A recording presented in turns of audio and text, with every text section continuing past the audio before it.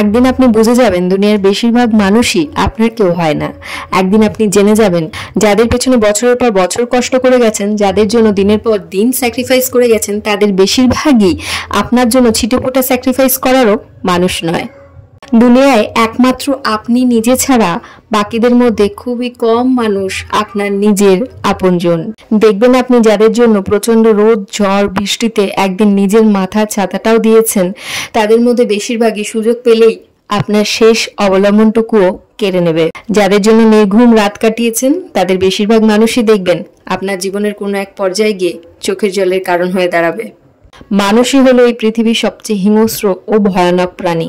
জানেন, যে সমস্ত প্রাণীগুলোকে আমরা হিংস্র বলে জেনে এসেছি, এই যেমন ধরুন হায়না, বাঘ, সিংহ, এমনকি কুকুরও, তারা কখনো নিজের স্বজাতির ক্ষতি করে না।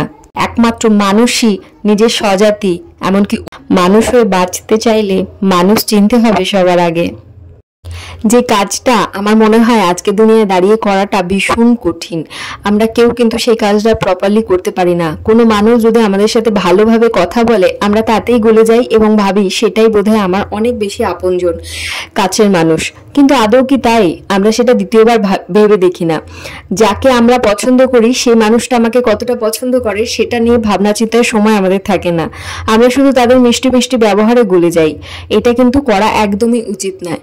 আমি প্রত্যেককেই বারবার একই কথা বলি যে জীবন যখন আছে নিজেকে একটু সময় দিন, নিজেকে একটু প্রায়োরিটি দিন। কি করলে নিজে ভালো থাকবেন সেটা আপনাকে নিজেকেই ভাবতে হবে।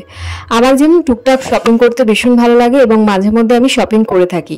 তবে কি বলুন তো, আজকাল যা বাজার দর, সবটা সবসময় সম্ভব হয় না।